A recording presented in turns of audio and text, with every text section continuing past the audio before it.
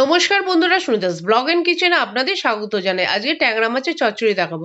প্রথমে কড়াই সর্ষের তেল দিয়ে নুন হলুদ মাখানো ট্যাংরা মাছগুলো আমরা ভেজে তুলে রাখবো।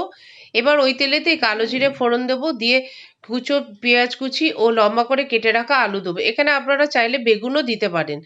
এবার নুন ও হলুদ দিয়ে কিছুক্ষণ নাড়ার পর আমরা একটু চাপা দিয়ে দেবো যাতে আলুটি সেদ্ধ হয়ে যায়।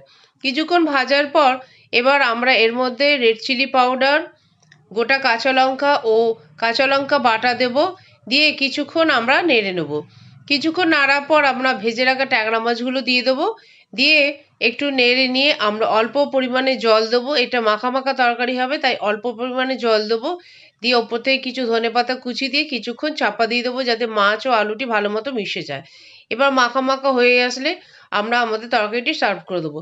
বন্ধুরা, ভিডিওটি ভালো লাগলে লাইক শেয়ার কমেন্ট করে পাশে থাকবেন।